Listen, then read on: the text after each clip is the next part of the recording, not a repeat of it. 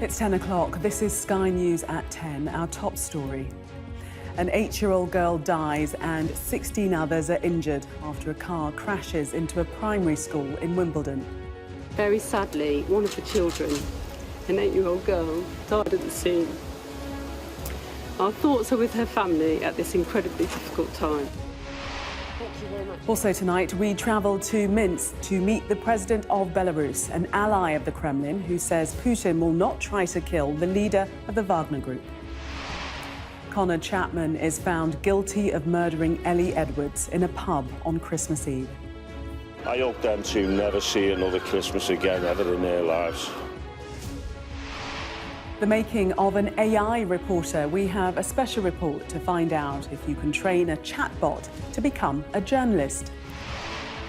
Twitter threatens to sue Meta after the Facebook parent company launches Threads and 30 million people join.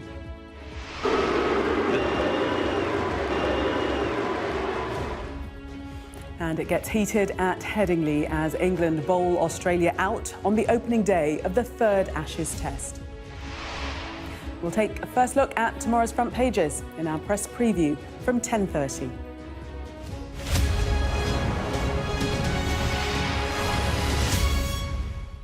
Good evening. It was the moment everyone feared today. The news that an 8-year-old girl died after a Land Rover crashed into a primary school in Wimbledon in southwest London. It happened during an end-of-term party at the private school, where tables and mats had been set up outside for the children. 16 other people have been injured. 10 were taken to hospital. The driver, a woman in her 40s, was arrested at the scene. The incident happened in Wimbledon just before 10 o'clock this morning. Emergency services were called to the Study Prep School, an all-girls private primary school in Camp Road, after the car collided with a building within the grounds. Our correspondent Rachel Venables sent this report from there. It took only seconds for an end-of-term party to turn to utter tragedy. At just before 10 this morning, a Land Rover ploughed across the grass into a building at the Study Prep School, a private all-girls primary. Police, ambulance, the fire brigade, even the air ambulance raced to the scene. 16 people were hurt and one little girl lost her life. Our officers, along with colleagues from other emergency services, provided first aid to a number of people who had been injured. Very sadly, one of the children, an 8-year-old girl, died at the scene. Our thoughts are with her family at this incredibly difficult time. An appalling end to the year at a quiet, much-loved school. A young child on the last day of term, celebrating the end of term with friends. It's also tragic in the impact it's going to have on a huge number of other young children and family and friends across the community. Very much a Wimbledon school, so lots of Wimbledon families will have children or had children here. Indeed, many years ago, my own daughter went here. And it's built a sense of community, not only within the school, but in the wider Wimbledon area. And so the effect tonight will be felt very deeply. As the tow truck arrives to take the Land Rover away, we know the police are continuing to scour the area for evidence and to try and work out what happened here. As all day we've seen injured and traumatised schoolgirls being led away from the school, holding tight onto the hands of their shaken parents. This has horrified an entire tight-knit community. I mean, I'm just shaking. I can't believe this has happened. Like 5 minutes down where I live, and I just don't understand why. And children of all people as well. In a statement, the schools say it's still far too soon to fully understand what happened, but we are well aware of the significant impact this dreadful event will have on our pupils and their families. Their welfare remains our top priority, and we will be doing everything we can to support them, especially those who suffered injuries. Police were quick to say they weren't treating this as terror-related, and a woman in her 40s has been arrested on suspicion of causing death by dangerous driving. As the school community comes to terms with what happened, a family face the unimaginable loss of their 8-year-old daughter. Rachel Venables, Sky News, Wimbledon. It's less than 2 weeks since the head of the Wagner group, Yevgeny Prigozhin, led an armed column of his mercenaries towards Moscow, only for the short-lived rebellion to end as quickly as it had begun. The agreement to resolve the mutiny was for Prigozhin to go into exile in Belarus. But today, the Belarus president, Alexander Lukashenko, revealed Prigozhin is now back in Russia. Lukashenko was speaking to journalists, including our Moscow correspondent, Diana Magnay, in the Minsk Palace of Independence. And Diana joins me now. Diana, extraordinary to be in the room with Lukashenko. What was that like? And did you believe what he said? Well, it's not often that we get invitations to report from Minsk or visas. Alexander Lukashenko, the Belarusian leader, doesn't really like the scrutiny of the international media most of the time, especially when it comes to the rights of his own citizens. But he does seem to enjoy and rise to the occasion when he has something to say. And right now he's got plenty to say on a number of topics. The transfer of tactical nuclear weapons to Belarus, and how he says if Belarus is attacked, he will not hesitate to use them with targets already defined. The fact that he's hoping for a victory for Vladimir Putin, his closest ally in Ukraine. And of course, as you say, the one topic that I think was of most interest to all the journalists around that round table, the latest on Wagner, where they are, where their forces are going to be based, and what Yevgeny Prigozhin is up to and where he is. And to be honest, do I believe what he had to say? Yes, to a certain extent. I don't think Prigozhin is in Belarus. Let's just take a listen. This was the last we saw of Wagner boss Yevgeny Prigozhin, leaving the Russian city of Rostov-on-Don after telling his men to call off their march on Moscow and apparently heading for exile in Belarus. But the man who brokered that deal, Belarusian leader Alexander Lukashenko, told a select bunch of journalists today that Prigozhin was still in Russia, all criminal cases dropped, all possessions returned. Even as photos of the contents of his St. Petersburg home, gold bars, wigs and all, flooded the internet. If he is still in Russia, do you see there any possibility of a rapprochement between Prigozhin and the Kremlin, or do you see ties there fundamentally severed? Yesterday afternoon, I talked to him on the phone and we discussed what PMC Wagner was going to do. He told me one thing: we will work in the name of Russia, for the benefit of Russia, and we will be fulfilling our duty until the end in the way that it was agreed by certain organs of power. So he is free. What happens to him next? Well, things happen in life. But if you think that Putin is so malicious and vindictive and that he will, to say in plain Russian, whack him somewhere tomorrow, no. This will not happen. As for these satellite images of a military camp not far from Minsk, rumoured to be under construction for the mercenaries' use, Mr. Lukashenko said he'd offered Wagner the facility and they'd said no. And there was still a lot to work out. The Kremlin today said it does not track Yevgeny Prigozhin's whereabouts, but it does seem extraordinary that a man that President Putin not 2 weeks ago branded a traitor should be free to come and go in Russia as he pleases, and apparently not quite ready to take up Mr. Lukashenko's largesse. To us, the Belarusian leader was remarkably affable. But 3 years after disputed elections and the wide-scale arrests which followed, his people were reluctant to give much away. I wondered how you feel about Wagner mercenaries coming to be based here. No comments, I'm sorry. Is that because of the political situation? I will not tell anything, sorry. What about tactical nuclear weapons? Are you worried about those being in Belarus? I'm sorry, I will not leave it to comments. Listen, I don't know what to tell you. It's politics. What can we do? I don't want to touch upon this topic, I'm sorry. These are countries where people are jailed for a tweet, and yet the man who marched on Moscow walks free, and it's still not at all clear how and why he gets away with it.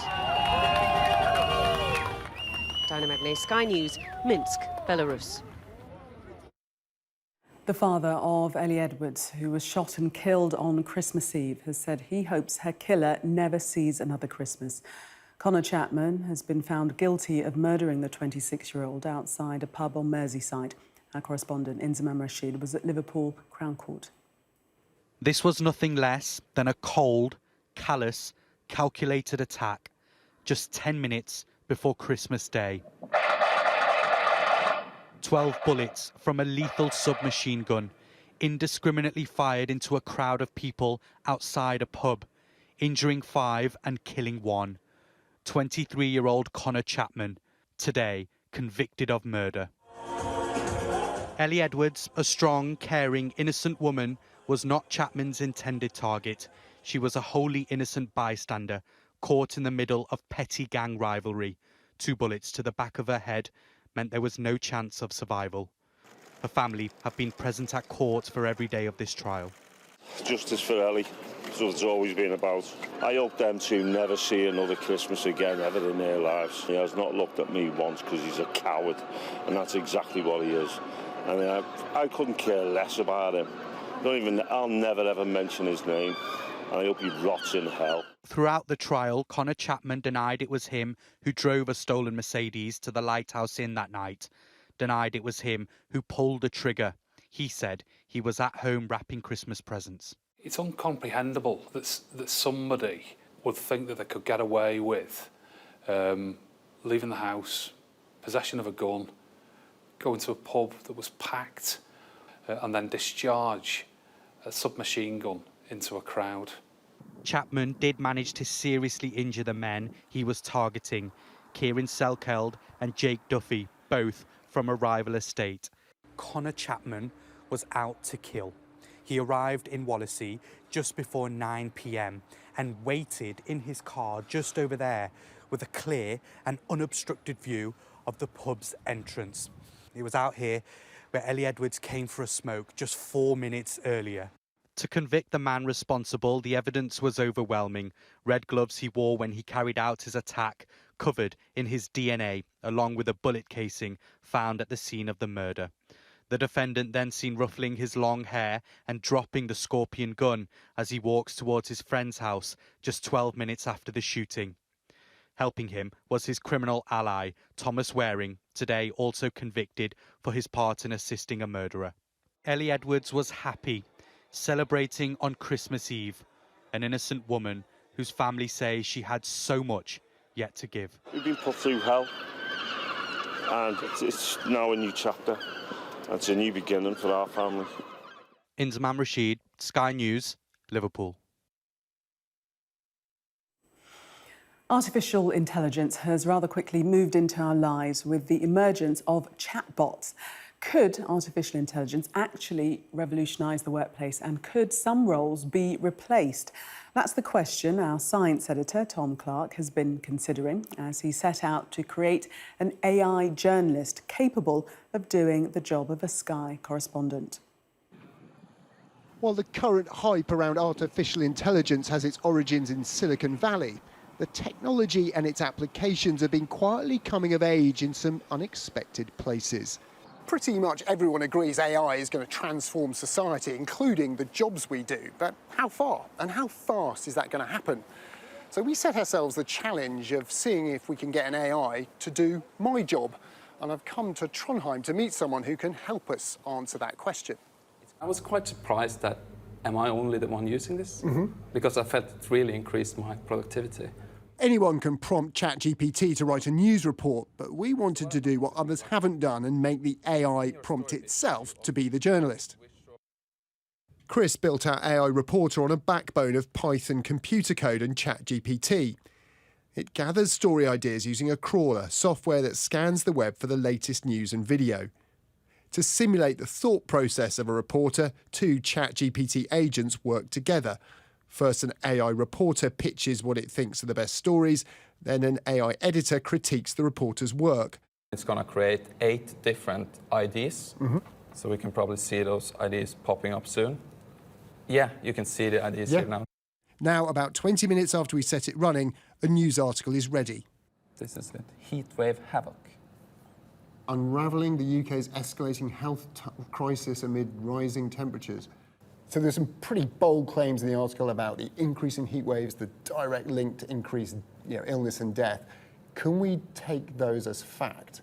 No, you really shouldn't do that, because The model is kind of trained on that. It always wants to give a good response, right? But if it can't really find a good response, it's always going to make something up. That is kind of what we call hallucinations.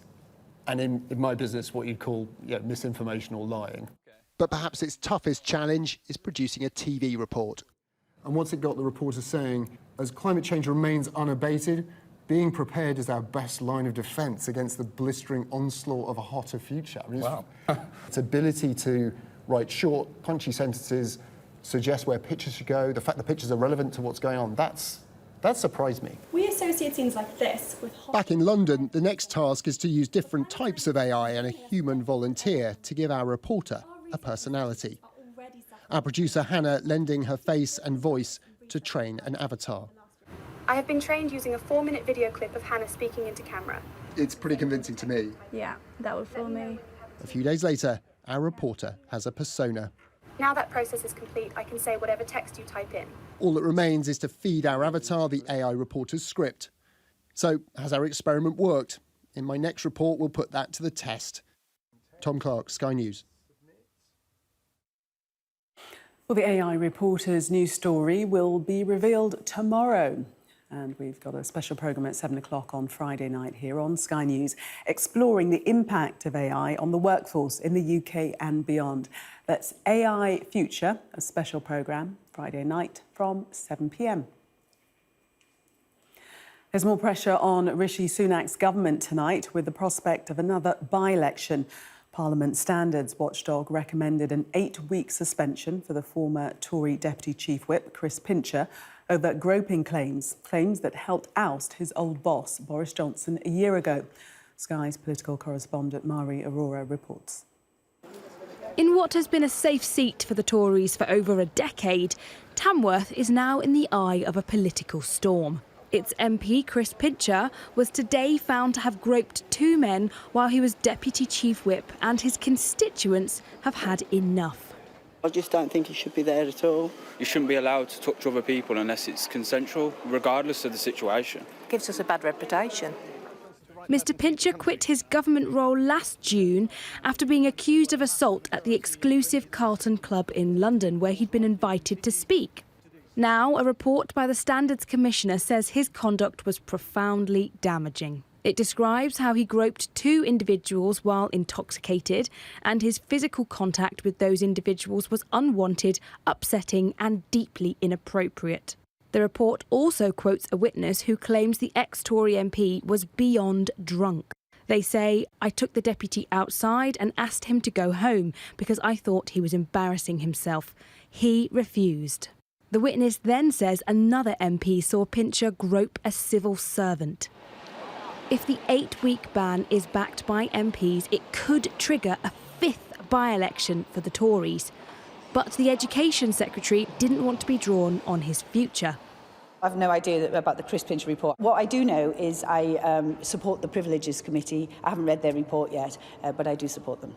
Mr Pincher said he is conscious of the effect the scandal has had on his family, and he once again apologised to all parties involved.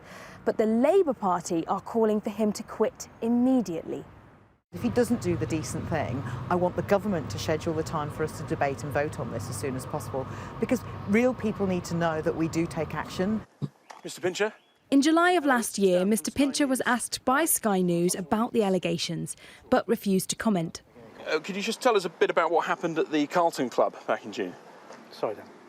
The scandal surrounding Mr Pincher led to the downfall of Boris Johnson after a wave of MPs resigned.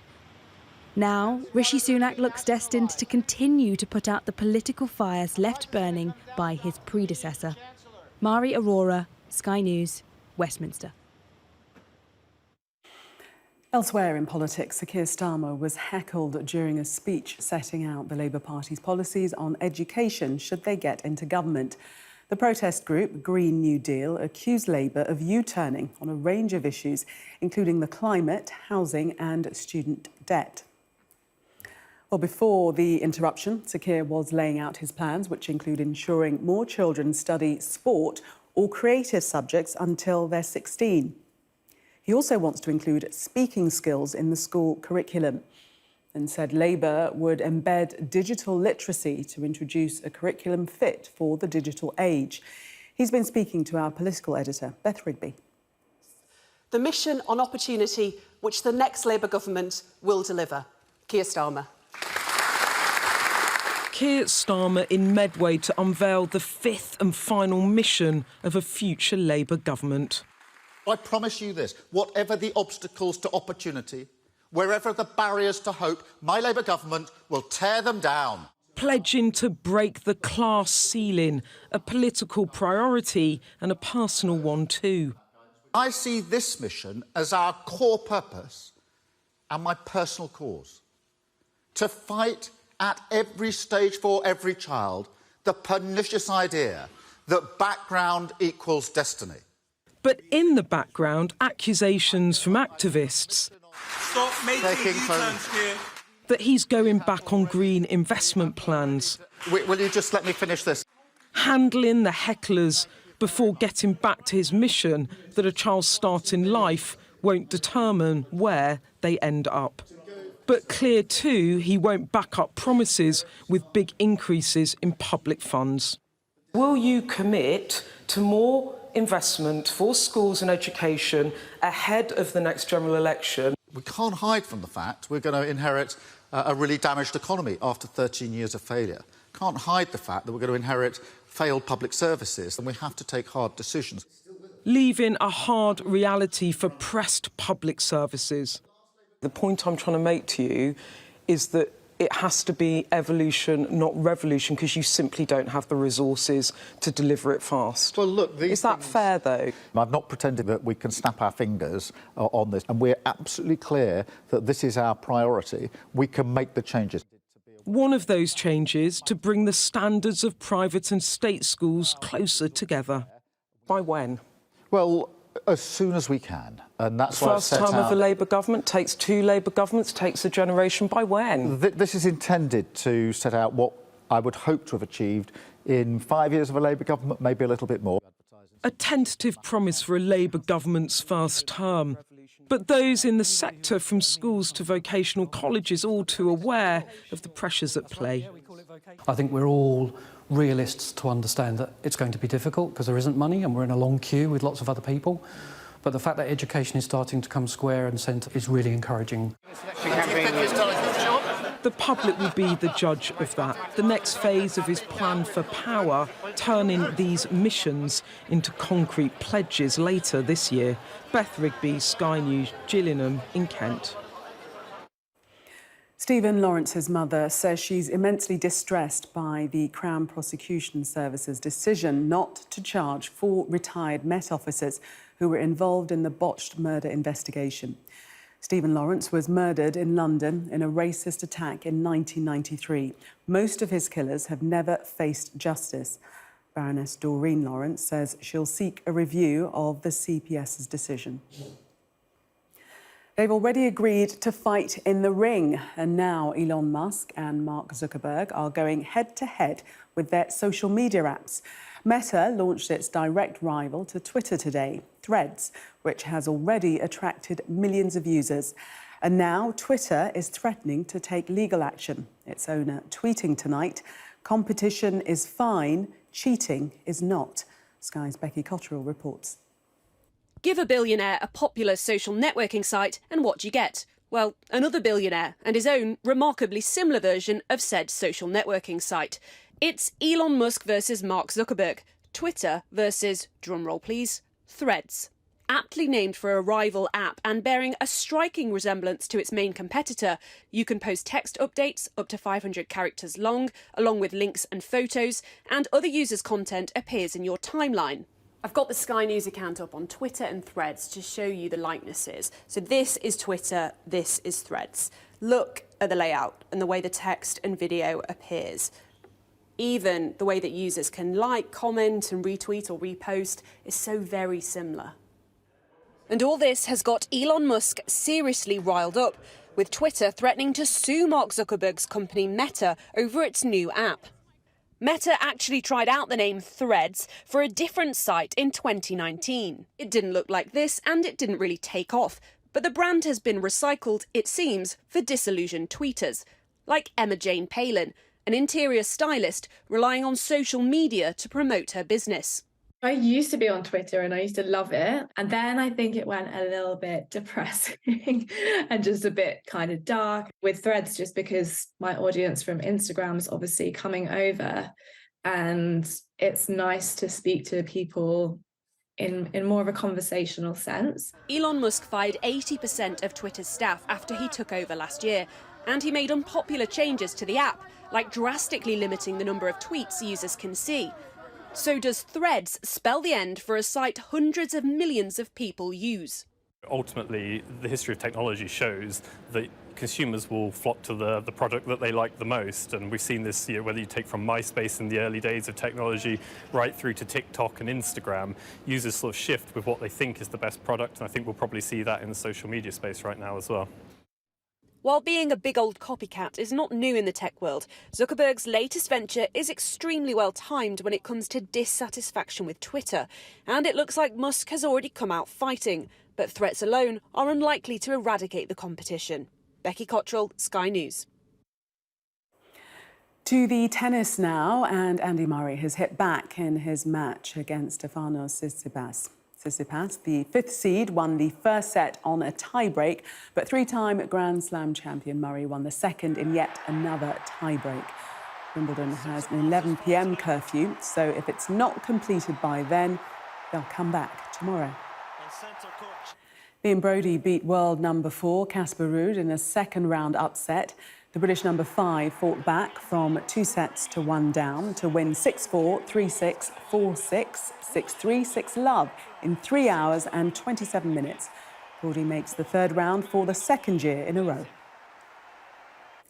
That wasn't the only British success. Katie Boulter reached round 3 with a 2 sets to 1 win against Victoria Tomova. The British number 1 reaches round 3 for the second straight year and is the only remaining British female in the tournament.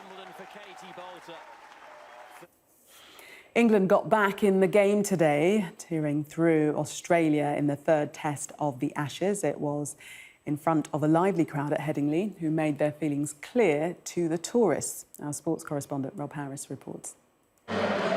Listen for the jeers. By Headingley standards, this was restrained, even with bitterness raging over Australia's Ashes conduct. England had a series to save. A first over dismissal, the blistering start needed. And broad strikes. And this pace and precision. Why Mark Wood was selected. He's had the pace, he's found the length. 2 more wickets fell before lunch. No slip from Johnny Bairstow's hands, delighting his home Yorkshire following. Days after he was so contentiously dismissed at Lord's. England's next breakthrough came just before tea. Off the shoulder of the bat, was it? Then the full hostility anticipated, when next to bat was Alex Carey, the antagonist who stumped Bairstow 4 days earlier, who fell in Australia's afternoon collapse as Wood completed a 5-wicket haul. Not quite as emphatic when England replied.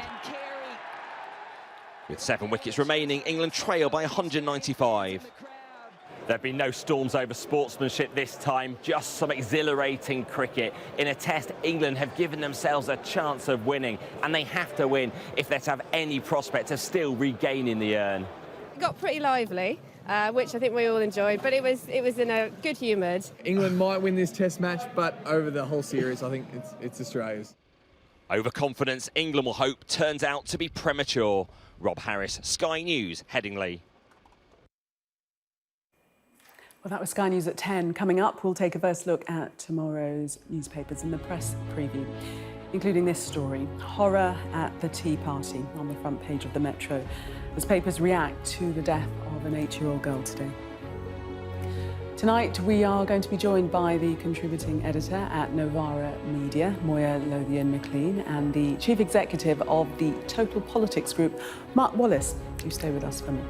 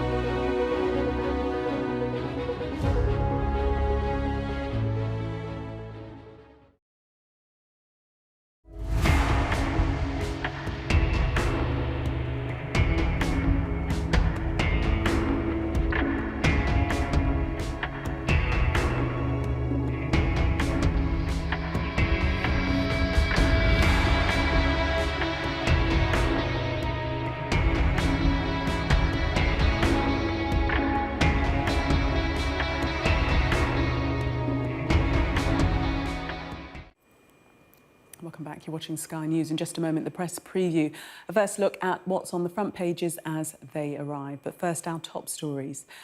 An 8-year-old has been killed and 16 people injured after a car crashed into a primary school in southwest London.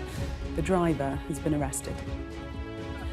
The Belarusian leader has said Yevgeny Prigozhin is back in Russia, raising questions about the deal that ended the mercenary leader's short-lived rebellion. The gunman who killed beautician Ellie Edwards by opening fire on a Merseyside pub on Christmas Eve has been convicted of murder. Her father branded Connor Chapman a coward after the verdict.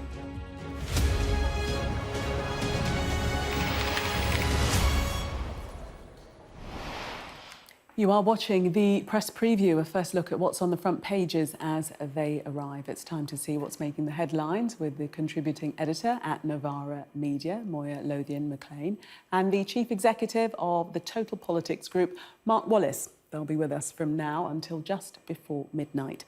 So let's see what's on some of those front pages for you now. School tea party horror, headlines the Mirror, following the tragic death of an 8-year-old girl. The Metro also leads with a similar headline. The Daily Mail shows a picture of the car which crashed into the school while reporting on the same story. And that story is also on the front of the Sun. An exclusive in the Eye reads the Home Office has painted over Mickey Mouse mural for children at an asylum centre and says the Immigration Minister has described it as too welcoming.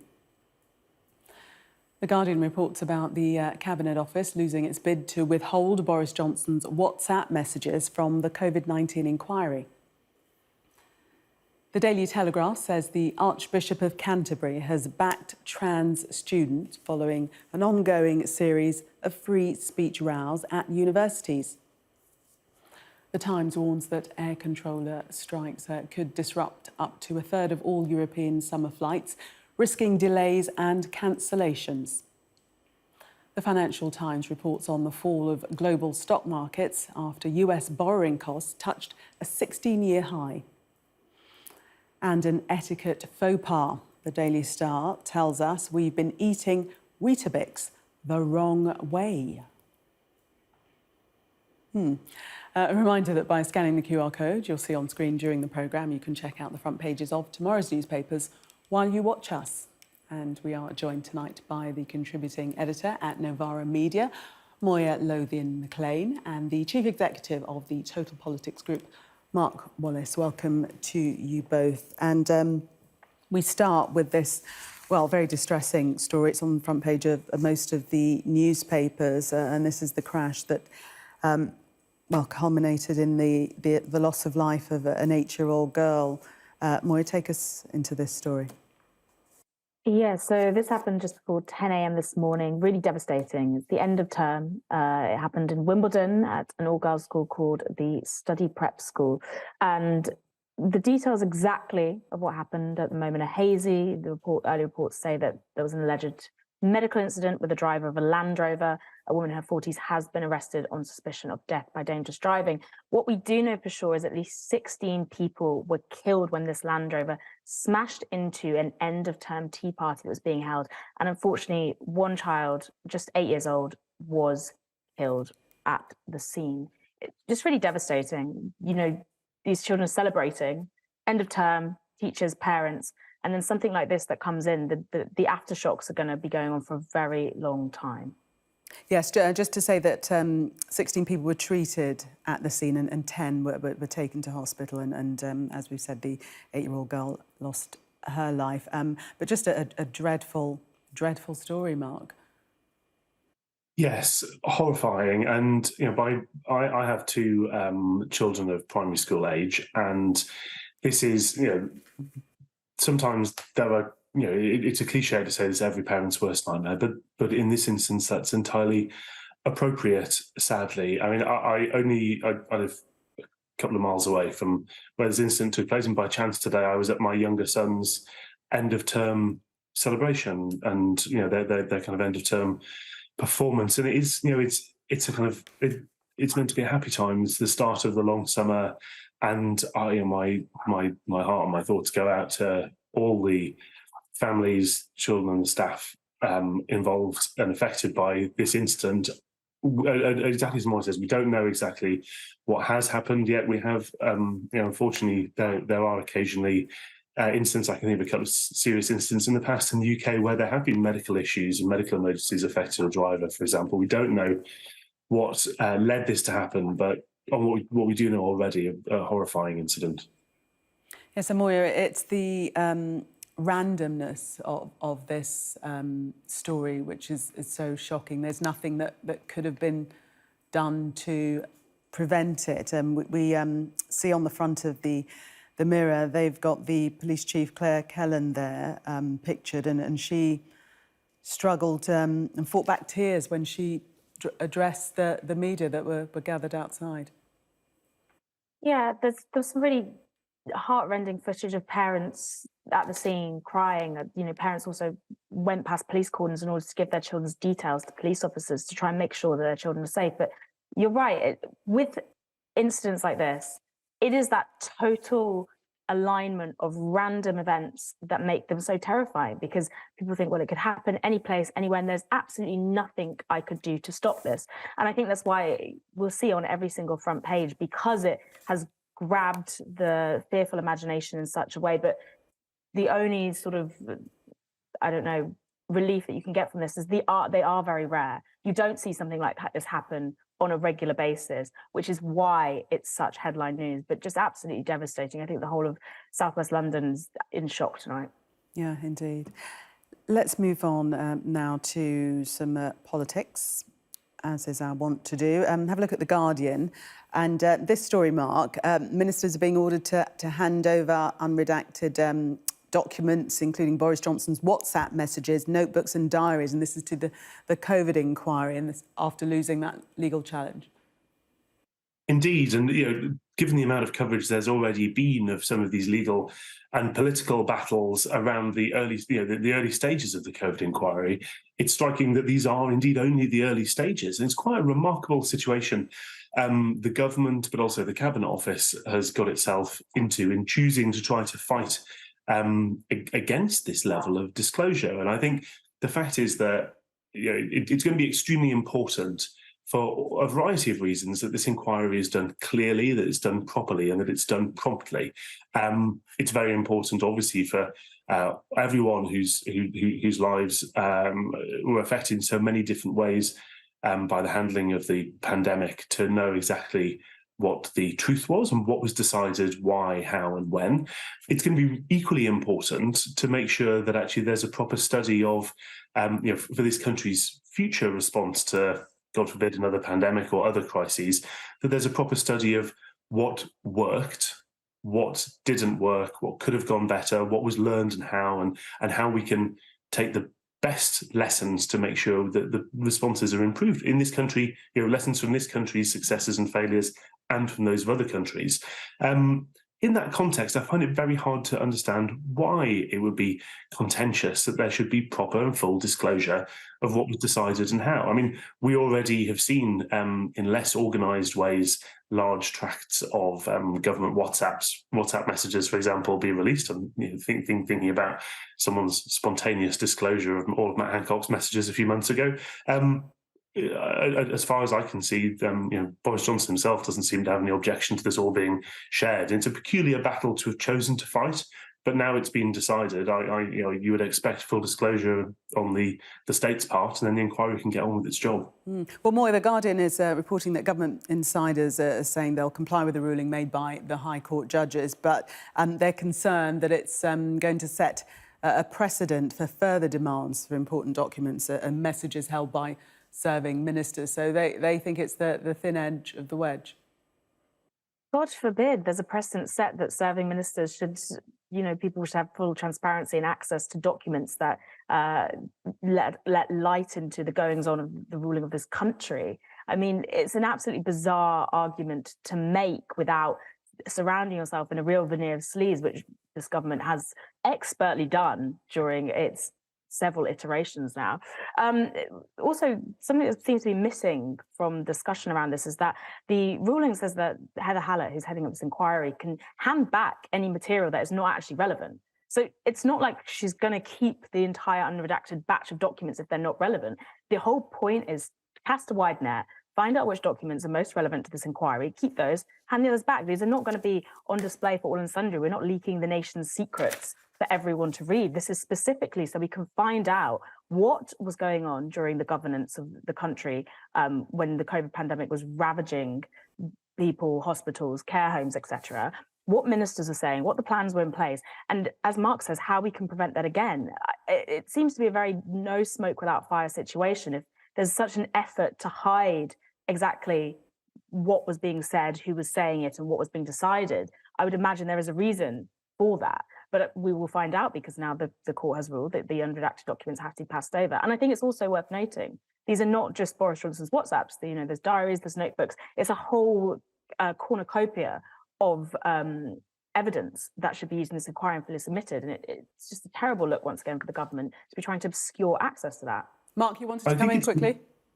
Yes, I think it's interesting that this isn't just a government legal battle, it's also the Cabinet Officer's choice to fight this legal battle. And that, I do think, suggests that they do think that it's part of a wider question of what level of disclosure at what date should happen to affect decision-making. We obviously have, in some cases, cabinet documents get locked away for decades, but there is quite a split personality within government and within parts of the civil service about what should be private and what should be public. We all know that politicians and indeed journalists all run an awful lot of their correspondence on WhatsApp because it's encrypted and secure. And at the same time, half of those politicians and officials turn around and try to do things like banning end-to-end encryption. So there's a lot of elements of Westminster and Whitehall that haven't really made up their mind on one consistent approach on this. Moya, let's talk ULEZ, a topic which gets a lot of people quite angry. But this is surprising. So Keir Starmer saying it's right to raise concern about Sadiq Khan's ULEZ expansion. Well, I think this is important to note that this is a Telegraph reported story, so it's a Telegraph slant on this particular story. What Keir Starmer actually said was he was asked about a particular candidate called Danny Beales, who's the Labour's candidate in the upcoming Uxbridge and South Ruislip election, now that Boris Johnson has bombastically stood down. And, Danny Beales wants to delay the extension of the ULEZ scheme. What Keir Starmer actually said, he's rightly raising concern on behalf of what he hopes will be his constituents in relation to ULEZ, because we understand the impact financially. However, he then went on to contextualise this and say, there is a legal requirement to deal with air pollution. It's not just a political choice that's made in the abstract. ULEZ was first introduced by a Tory mayor.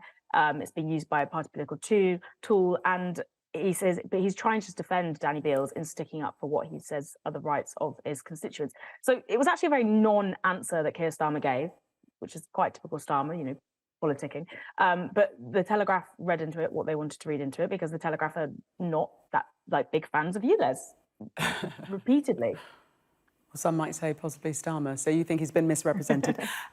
For the moment, Moya and Mark, we are going to take a break. Stay right where you are. And when we come back, we'll be discussing the report on the front of The Guardian, which reads, Germany failed to listen to warnings on Russia. Stay with us if you can.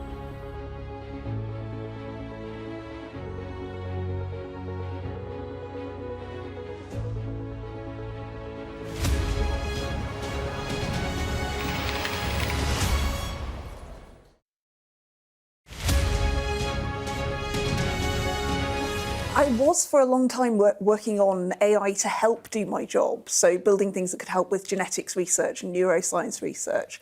And used alongside experts, it can be incredibly helpful. The danger that I see at the moment is the fact that we're using things like generative AI to create things that we can't fact check for ourselves, and that's where the experts in fact checking, i.e. journalists, are going to be more important than ever. So I'm more worried about there not being enough money to pay for skilled journalists with an expert beat who can check what's coming out of these models. Could skilled journalists with an expert beat be AI? Well, we could design AI models to do automated fact checking of articles. Then you get into some kind of weird battle of AIs with AIs talking to each other, which I do worry a bit about the fact that these AIs can often hallucinate, just make up facts that are not tethered to reality in any way. But I do see at the moment that AI could be a really useful productivity tool for journalists like me. Can send an article in, say, do you think paragraph 4 has a particularly strong argument? And it says, well, maybe you want to add a bit more evidence there, and can kind of be a little editor subbing, in some way. isn't it, as opposed to actually taking over your job? Well, yeah, I think you know, the word computer, that used to be a person, right? It used to be a person who did calculations, and now. Obviously, we think of a computer as something completely automated, and it's very, you know, a completely different understanding of what that word means.